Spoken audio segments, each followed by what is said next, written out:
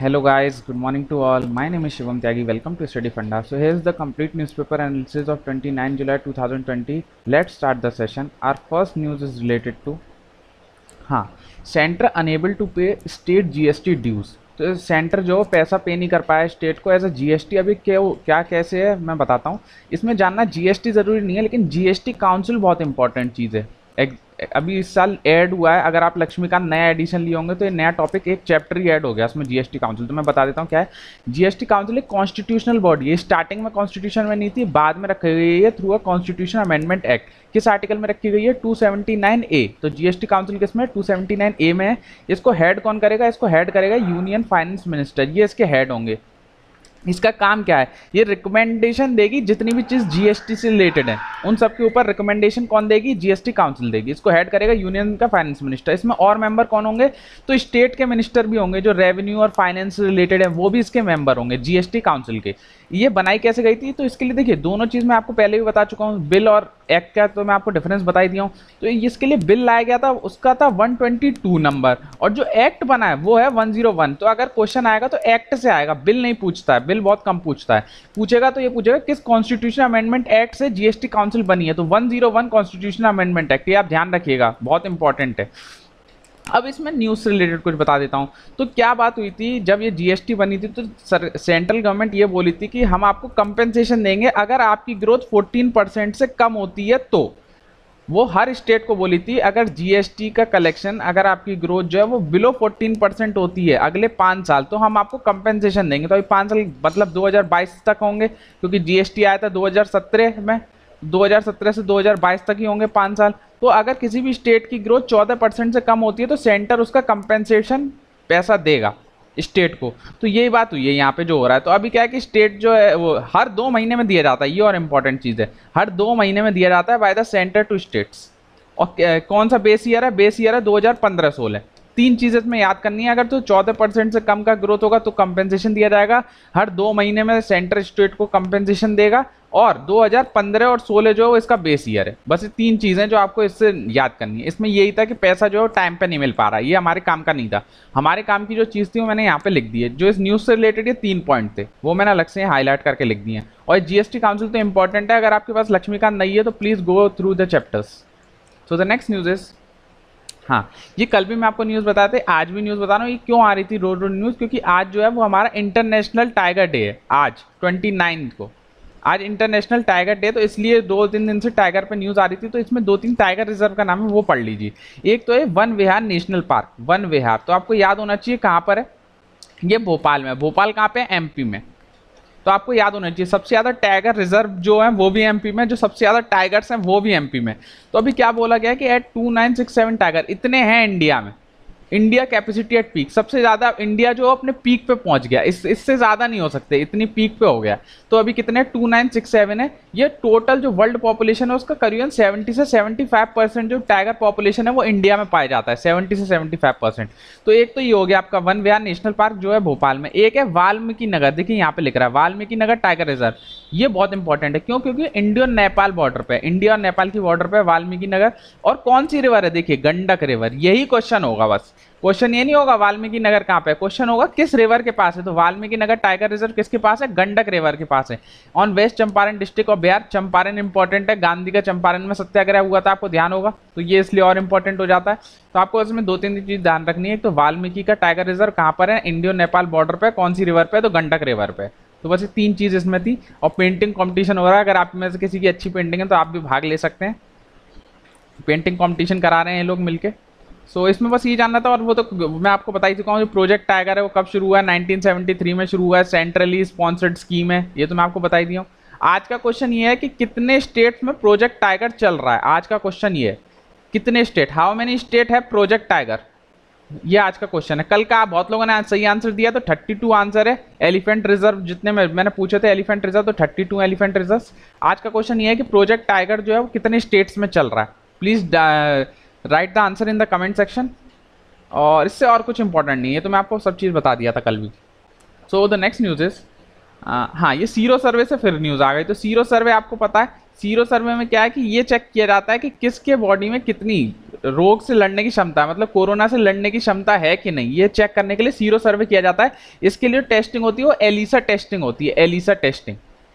अच्छा, Elisa testing केवल इसके लिए नहीं होती कोविड के लिए, ये मेनली एचआईवी के लिए होती है। अगर कोई पूछ ले किसी और चीज के लिए भी होती है तो हाँ, एलिसा टेस्टिंग जो एचआईवी के लिए भी होती है। और ये जो एलिसा टेस्टिंग है वो इसमें सीरो सर्वे में भी यूज हो रही है कोरोना के लिए। इसमें कौन सी एंटीबॉडी ढूंढी जाती है, मतलब बॉडी के अंदर कौन सी एंटीबॉडी होनी चाहिए जिससे हम कोरोना से लड़ते हैं, तो उस एंटीबॉडी का नाम है आईजीजी। देखिए यहाँ बस ये याद रखिएगा, इम्यूनोग्लोबिन एंटीबॉडी, इस एंटीबॉडी को ढूंढा जाता है। ये एंटीबॉडी है जो कोविड से लड़ सकती है, अपने बॉडी के अंदर पाई जाती है। तो आईजीजी शॉर्ट फॉर्म तो ये है, IgG, small G capital G, इसका फुल फॉर्म है इम्यूनोग्लोबिन। तो बस इसमें यही जानना था, हम कितना प्रतिशत जा रहा है कितना नहीं जा रहा वो हमारे लिए इंपॉर्टेंट नहीं है, बस एलिसा टेस्टिंग किससे रिलेटेड है ये। इसमें मैंने आपको बता दिया। इसमें जैसे कोविड में तो क्या होता है कि नोजल सैंपल लिए जाते हैं या स्वाब सैंपल लिए जाते हैं। नोजल या स्वाब बोलते हैं जो हम गले से लेते हैं, थ्रोट से लेते हैं, उसे स्वाब सैंपल या ये भी बोल देते हैं। लेकिन ये जो हमारा सीरो सर्वे, इसमें ब्लड सैंपल लिए जाते हैं, ये और इम्पोर्टेंट है। इसमें ये नोजल स्वाब नहीं लिए जाते, नोजल स्वाब तो कोविड में लिए जाते हैं। कोविड के लिए दो हमारे टेस्ट होते हैं, रैपिड एंटीजन टेस्ट जिसे हम रैट बोलते हैं, और आरटीपीसीआर, ये दो टेस्ट होते हैं। रैट का क्या है कि ये 1 घंटे में रिजल्ट दे देता है, आरटीपीसीआर लैब में होता है तो इसमें 2-3 दिन लग जाते हैं। तो मैंने सारे आपको बता दिया। सो द नेक्स्ट न्यूज इज, हाँ ये हमारे डिस्काउंट चल रहे हैं, तो अगर किसी को कोई कोर्स खरीदना है तो ये हमारी ऐप पे जाके स्टडी फंडा पे ले सकता है। उसके लिए फ्लैट 200 रुपये का डिस्काउंट चल रहा है। तो अगर कोई भी आपको दिक्कत है तो आप डिटेल जो है व्हाट्सएप नंबर पे भी जान सकते हैं, व्हाट्सएप नंबर यहाँ पे लिखा हुआ है। तो अच्छा है, अगर आप कोर्स खरीद रहे हैं तो आपको एडिशनल बेनिफिट्स भी मिलेंगे। एक हमारी क्विक बाइट करके है, वो बहुत अच्छा है, क्विक बाइट करके, उसमें हम शॉर्ट इन्फॉर्मेशन इन्फोग्राफी के थ्रू डालते रहते हैं। और हमारे जो क्या कहते हैं नोट्स हैं वो भी काफ़ी अच्छे हैं। अगर कोई चाहे तो लिंक ये ऐप में जाके चेक भी कर सकता है। हमारा ऐप है स्टडी फंडा, तो और डिटेल ये व्हाट्सएप पे आपको मिल जाएंगे। सो द नेक्स्ट न्यूज इज, हाँ आरआईसी या ट्रायंगल डेट इज इंपॉर्टेंट। ये एक आरआईसी ग्रुप बनाता है। मैं पहले आपको इस न्यूज के बता देता हूँ, फिर इंपॉर्टेंट क्या वो बताऊंगा। आरआईसी में क्या था, रशिया था, इंडिया था, चाइना था। ये एक डायलॉग ग्रुप बनाता है इन 2000 में बनाता। क्यों बनाता, ताकि वर्ल्ड जो था यूनिपोलर हो गया था। क्योंकि आपको पता है 1990s के बाद जो रशिया था वो वीक पड़ गया था, क्योंकि पहले रशिया और यूएस में कोल्ड वॉर चलती थी, लेकिन 1990s के बाद रशिया वीक पड़ गया था। यूएस से जो था वो यूनिपोलर वर्ल्ड बन गया था, मतलब इकलौती पावर बन गया था पूरे वर्ल्ड में। तो इस यूनिपोलर वर्ल्ड को खत्म करने के लिए, मल्टीपोलर वर्ल्ड बनाने के लिए, ताकि बहुत सारी पावर हो जाए, एक ही पावर ना रहे, ये एक डायलॉग पार्टनरशिप बनी थी। तो बस आरआईसी तो ये है, इसमें बस ये जानना था और कुछ इंपॉर्टेंट। लेकिन इसके अंदर एक ऑर्गेनाइजेशन का जिक्र हुआ है, एससीओ, वो इंपॉर्टेंट बहुत ज्यादा है। तो एससीओ क्या है वो हम पढ़ लेते हैं। तो एससीओ को हम शंघाई पैक्ट भी बोलते हैं, शंघाई कॉर्पोरेशन ऑर्गेनाइजेशन। ये यूरेशिया की है, यूरेशिया जो यूरोप के साइड के नेशन है उनकी है। Political, economic and security alliance, क्या क्या है इसमें, पॉलिटिकल भी है, इकोनॉमिक भी और सिक्योरिटी अलायंस है। इसमें कौन कौन से नेशंस आते हैं, तो मैंने यहाँ पे लिख दिए 8 नेशंस आते हैं। 8 नेशंस है जो अभी इसका प्रेजेंटली पार्ट है। पहले इंडिया पाकिस्तान इसका फाउंडिंग मेंबर नहीं है। अगर क्वेश्चन आ जाए India and Pakistan is a founding member, तो नहीं, इंडिया एंड पाकिस्तान ने ज्वाइन करा था एससीओ 2017 में ज्वाइन करा था। शंघाई कॉर्पोरेशन का हेडक्वार्टर कहाँ है, तो इसका हेडक्वार्टर जो है वो चाइना में, बीजिंग चाइना। अगर कोई पूछ लेता है तो मैंने बता दिया। और इसके जो 8 कंट्री, इनको याद करने की ट्रिक मैं बता देता हूं। इनका याद करने की ट्रिक है ट्रक पिक, ट्रक ने पिक किया। तो ऐसे ही Tajikistan, Russia, Uzbekistan, China, Kyrgyzstan, Pakistan, India और कजाकिस्तान। तो ये अगर पढ़ेंगे तो यही 8 देश मैंने यहाँ पे लिख दिए हैं। तो आपकी ट्रिक ये हो गई ट्रक पिक, अगर याद करने में किसी को दिक्कत हो तो। और इंडिया पाकिस्तान इसके फाउंडिंग मेंबर नहीं है, ये मैंने बता दिया। अब ट्रक्स के अंदर ही जो एक ऑर्गेनाइजेशन है वो है रेट्स। ट्रक इसके एससीओ के अंदर ही जो ऑर्गेनाइजेशन है उसका नाम है रेट्स। ये इंपॉर्टेंट है, ये यूपीएससी के लिए बहुत इंपॉर्टेंट है, क्योंकि मेंस का सवाल आया है इस पर। मेंस का सवाल आया यूपीएससी का जो सिविल सर्विस पेपर होता है उसमें रेट्स से रिलेटेड एक मेंस का सवाल था, इसलिए मैं बता रहा हूँ। तो रेट्स में क्या है कि रेट्स की पहले तो आप जान लीजिए हेडक्वार्टर कहाँ है, तो ताशकंद उज्बेकिस्तान है। आपके लिए बस इतना जानना जरूरी है कि क्रॉस बॉर्डर क्राइम्स के लिए होती है, क्राइम्स या ट्रैफिकिंग या साइबर वॉरफेयर, ये ड्रग्स से रिलेटेड कोई काम हो या क्राइम से रिलेटेड कोई काम हो या टेररिस्ट से रिलेटेड कोई काम हो, तो उसके लिए ये ऑर्गेनाइजेशन है रेट्स। ये किसके अंदर है, एससीओ के अंदर है। इसका हेडक्वार्टर कहाँ है, ताशकंद उज्बेकिस्तान में। बस आप इतना शॉर्ट में जान लीजिए और इसमें डिटेल मत जानिए आप। बस ताशकंद उज्बेकिस्तान इसका हेडक्वार्टर, एससीओ के अंदर आती है। इसका काम क्या है, ड्रग से, क्राइम से और टेररिज्म से कोई भी दिक्कत होती है तो ये रेट्स उसमें काम करती है। बस इसमें यही जानना है। सो द नेक्स्ट न्यूज इज, हाँ अभी मैं रोज आपको बताता हूँ, आज फिर बता देता हूँ, नोटिफिकेशन अभी जारी नहीं हुआ था जो मैं बोल रहा था। एफडीआई, एफडीआई क्या होता है? अगर कोई दूसरे देश के लोग इंडिया में पैसा इन्वेस्ट करते हैं, जैसे अगर चाइना से पैसा इंडिया में आता है तो वो एफडीआई के थ्रू आएगा। एफडीआई की फुल फॉर्म होती है फॉरेन डायरेक्ट इन्वेस्टमेंट। तो चाइना अगर इंडिया में पैसा भेजना चाहता है तो एफडीआई के लिए करेगा। तो एफडीआई का पैसा दो तरीके से आता है, या तो ऑटोमेटिक रूट से आता है या गवर्नमेंट रूट से आता है। तो ऑटोमेटिक रूट में किसी की भी परमिशन लेने की जरूरत नहीं पड़ती, गवर्नमेंट रूट में परमिशन लेनी पड़ती है। तो अभी बोला गया कि एफडीआई जो डिफेंस सेक्टर में, हम पहले 49% ऑटोमेटिक सेक्टर से पैसा आता था डिफेंस में, हमने केवल 49% ऑन कर रखा था। इसको बढ़ा के हम 74% करना चाह रहे हैं, कि मतलब 74% पैसा कि कोई बाहर से हमें इंडिया में भेज सकता है by automatic route, automatic route in defence sector. बस आपको याद रखना है, 74% याद रखना है ऑटोमेटिक रूट और डिफेंस सेक्टर में। नोटिफिकेशन ये बोल रहे हैं कि 2-3 दिन में आ जाएगा, तो ये ऑफिशियली हो भी जाएगा, तो कोई दिक्कत नहीं। एक ही दूसरा आ गया था आज ही के न्यूज़ में, ये भी था कि 100% हमने एफडीआई करा दिया in air India for NRIs only. बस आपको ये याद रखना है कि हमने 100% एफडीआई दे दिया है एयर इंडिया के लिए, केवल एनआरआईज के लिए। एनआरआईज क्या होते हैं? Non resident Indians. एनआरआई कौन होते हैं? ये इंडिया के ही लोग होते हैं जो बाहर के देशों में रहने चले जाते हैं। तो वो लोग जो इंडियन है लेकिन बाहर के देशों में रह रहे हैं, तो वो 100% पैसा इन्वेस्ट कर सकते हैं इंडिया में। भाई उनका देश है तो 100% ही करेंगे, कहीं भी रहें, लेकिन देश तो एनआरआईज क्या देश के ही लोग हैं, तो 100% पैसा वो इन्वेस्ट कर सकते हैं इन एयर इंडिया। बस आपको याद रखना है 100% ऑटोमेटिक रूट। मैं आपको रोज बता दूं किस किस के लिए। एक तो कॉन्ट्रैक्ट मैन्युफैक्चरिंग के लिए अलाउ कर रखा है थ्रू एफडीआई, और एक कोल माइनिंग के लिए अलाउ कर रखा है थ्रू एफडीआई। तो बस इतना ही था। 100% जो पैसा एयर इंडिया में अलाउ किया गया है केवल एनआरआईज के लिए अलाउ किया गया है, सबके लिए नहीं अलाउ है। बाकी लोगों के लिए तो केवल 49% ही है, लेकिन एनआरआईज के लिए कितना है? 100%। तो बस ये याद रखना कि एयर इंडिया में जो 100% एफडीआई वो एनआरआईज के लिए, रेस्ट के लिए 49% है। तो एफडीआई में आपको बता चुका हूँ फॉरेन डायरेक्ट इन्वेस्टमेंट, एक होता है एफपीआई फॉरेन पोर्टफोलियो इन्वेस्टमेंट। ये बहुत लोग बोल लेते हैं सर आप 10% क्या बताते हो? जैसे अगर कोई कंपनी है उसके 100% स्टेक्स है, तो एफपीआई वाला केवल इसके 10% लेगा, तो वो एफपीआई कहलाएगा। अगर 10% से ज्यादा स्टेक ले लोगे किसी कंपनी में, उसकी टोटल जितना वो निकाल रहा है, कि हमें बस जैसे कोई बोले कि हमें 50% बेचना है, तो 10% 50% का ऐसे होता है। तो आप सिंपल लॉजिक में बस ये समझ लीजिए कि अगर कोई 10% से ज़्यादा स्टेक खरीदता है किसी कंपनी में तो वो एफडीआई में आएगा, और अगर 10% से कम स्टेक खरीदता है किसी कंपनी में तो वो एफपीआई के अंदर आएगा। एफपीआई होता है फॉरेन पोर्टफोलियो इन्वेस्टमेंट। बस इतना याद रखिए। तो मैं आपको वैसे भी कुछ ज़्यादा इन्फॉर्मेशन देता हूँ, ऐसा नहीं कम इन्फॉर्मेशन दे रहा हूँ। आप उसमें से जो आपको नहीं पता हो वो आप अपने नोट्स में लिख लिया करिए, और डेली बताता हूँ। तो जो आपको नहीं पता हो इन्फॉर्मेशन, बस वो आप अपने नोट्स में लिखिए, जो आपको पता हो वो अपने नोट्स में मत लिखा करिए।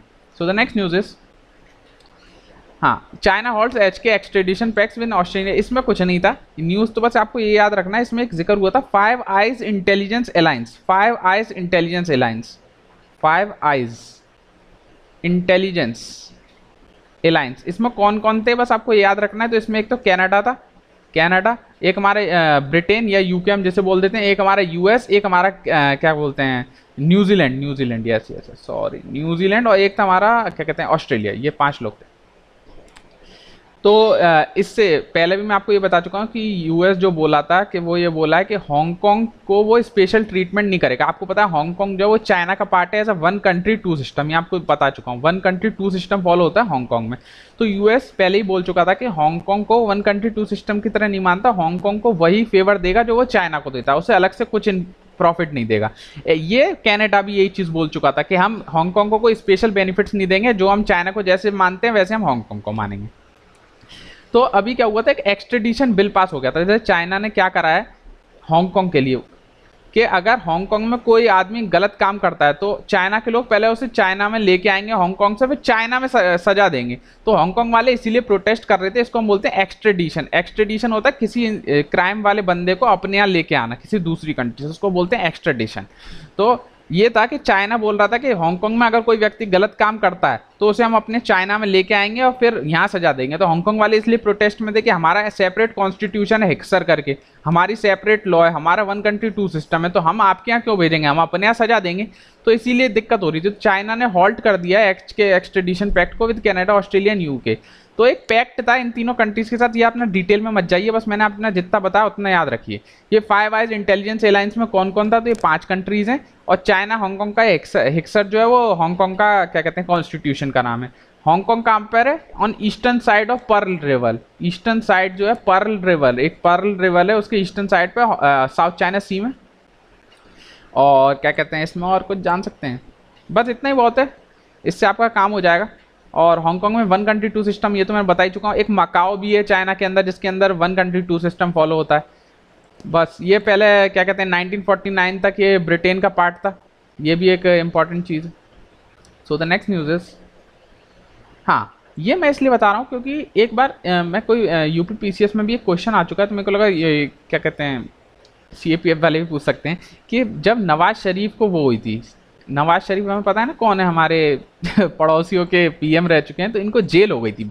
तो तब एक सवाल पूछा था यूपी पीसीएस में कि रिसेंटली किस देश के बंदे को जेल हो गई है पीएम को, तो नवाज शरीफ उसका आंसर था। तो अभी मलेशिया में भी इनके एक फॉर्मर पीएम है, उनको 12 साल की जेल हो गई। तो बस आप नाम याद रखिएगा, नजीब रजाक, ये मलेशिया के फॉर्मर पीएम रह चुके हैं नजीब रजाक, इनको 12 साल की जेल हो गई है। बस इतना याद रखिएगा इनका नाम और कहाँ के ये पीएम है, नजीब रजाक, ये मलेशिया के PM. So the next news is, हाँ Iran blast replica of aircraft. अब देखिए ईरान और यूएस में टेंशन चल रही है क्योंकि यूएस जो है वो बाहर निकला है ईरान के पैक्ट के, आपको जब को पता है ईरान की न्यूक्लियर डील से।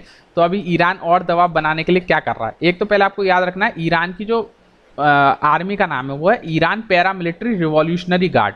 पहले तो यह ध्यान रखना है ईरान पैरामिलिट्री रिवॉल्यूशनरी गार्ड। तो इन्होंने क्या करा कि यहाँ एक लोहे का ये एयरक्राफ्ट कैरियर बना दिया और इसको तोड़ा, मिसाइल की मदद से इसको ख़त्म करने की कोशिश करे ताकि यूएस को बता सके कि हम किसी भी एयरक्राफ्ट कैरियर को मार के दिखा सकते हैं। तो इनकी एक्सरसाइज कर रहे हैं, मतलब आप ये समझ सकते हैं ये अपनी एक्सरसाइज कर रहे हैं, कहाँ पर कर रहे हैं, in the straight of Hormuz. तो ये इंपॉर्टेंट चीज़ है, स्ट्रेट ऑफ हॉर्मुज का है, तो मैंने यहाँ देखिए बता भी दिया। स्ट्रेट ऑफ हॉर्मुज ये पर्शियन गल्फ और ओमान के बीच में है, ये पर्शियन गल्फ है हमारा, और ये हमारा गल्फ ऑफ ओमान, ये देखिए हमारा एक गल्फ ऑफ ओमान है, इसके बीच में।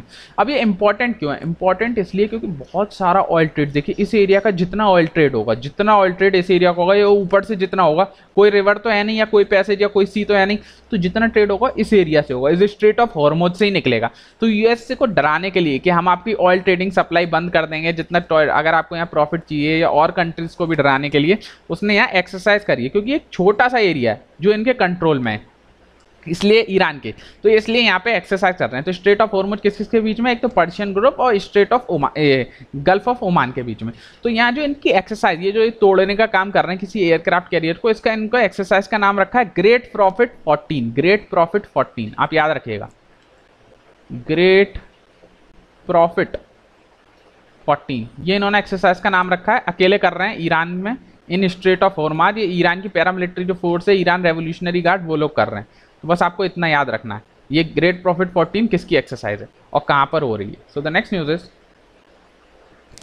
ये अच्छी न्यूज है, माता चिंतपूर्णी टेम्पल अब प्रसाद घर पे भेजेंगे। जिनको प्रसाद चाहिए बोलते हैं हम भगवान को नहीं छोड़ सकते, हमारा व्रत है, हम जाएंगे, सोशल डिस्टेंसिंग का पालन हो नहीं पाता, तो आप जिनको प्रसाद चाहिए वो अपने घर पे भी मंगा सकते हैं। तो माता चिंतपूर्णी टेम्पल ये कहाँ पर, बस आपको ये याद रखना है as a exam point of view, Himachal Pradesh में। ये एक इकलौता टेम्पल नहीं है जिससे हम ऑनलाइन प्रसाद मंगा सकते हैं, एक वैष्णो देवी से मंदिर से भी हम ऑनलाइन प्रसाद मंगा सकते हैं, जिनको चाहिए वो ऑनलाइन कर सकते हैं। एक हमारे बाबा काशी विश्वनाथ जो हैं, काशी विश्वनाथ टेम्पल, बहुत अच्छा टेम्पल है, प्लीज़ विजिट इट। अभी नहीं, कोरोना जब खत्म हो जाए, बहुत सुंदर टेम्पल है। तो बाबा काशी विश्वनाथ टेम्पल है, तो इससे भी हम ऑनलाइन प्रसाद मंगा सकते हैं। तो ये आप याद रखेंगे, माता चिंतपूर्णी टेम्पल, अब इसमें भी ऐसी सुविधा कर दी है। कहाँ पर है, आपको लोकेशन प्लीज़ ध्यान रखिएगा, हिमाचल प्रदेश में। अच्छा, काशी विश्वनाथ टेम्पल कहाँ पर है, ये आज का क्वेश्चन एक ही और है। वैष्णो देवी तो सबको पता है, काशी विश्वनाथ टेम्पल कहाँ पर है और किस डीटी के लिए फेमस है। डीटी होता है भगवान को कहते हैं, ये हमारे डीटी इसलिए गर्भगृह में रखे जाते हैं एज अ टेम्पल आर्किटेक्चर, फिर मैंने आपको बता दिया गर्भगृह में रखे जाते हैं। अगर नागर टेम्पल, वेसर टेम्पल या पढ़िएगा टेम्पल आर्किटेक्चर, उसमें एक जिक्र होता है गर्भगृह, जहाँ हमारे भगवान को रखा जाता है। तो आज का क्वेश्चन एक तो यही है, बाबा काशी विश्वनाथ टेम्पल कहाँ पर है और इनमें कौन से भगवान रखे गए हैं। और एक हमारा टाइगर वाला क्वेश्चन मैंने पूछा है कि सब प्रोजेक्ट टाइगर कितने स्टेटों में चल रहा है। बस ये 2 क्वेश्चन थे आज के। तो next news is are over. I hope you like my lecture, please like share and subscribe. और कोई भी दिक्कत है आप यूज़ करें कमेंट सेक्शन का, और कैसी भी दिक्कत है आप कमेंट सेक्शन का यूज़ करें, please share and like the video. अगर कोई भी दिक्कत है, कैसी भी दिक्कत है, आप हमारे डिटेल इंक्वायरी व्हाट्सएप पे भी कर सकते हैं और किसी भी सोशल मीडिया प्लेटफॉर्म पे कर सकते हैं, टेलीग्राम, इंस्टाग्राम, हम सब पे अवेलेबल हैं और विद इन 24 आवर्स हम उसका रिप्लाई देंगे एज सून एज पॉसिबल। तो आज जितनी न्यूज़ थी मैंने सारी कवर कर दी। एडिटोरियल था वो भी मैंने आज एक छोटा सा था, उसमें डिटेल इन्फॉर्मेशन आपको एसईओ की भी दे दी थी, रेट्स की भी दे दी थी। तो जो भी एग्जाम से रिलेटेड क्वेश्चन है मैं एक ही जगह कंपाइल कर देता हूँ। तो आप पॉज करके इनको नोट्स भी कर सकते हैं अगर कोई नोट्स बनाना चाहे. So please like share and subscribe. Thank you all. Bye bye.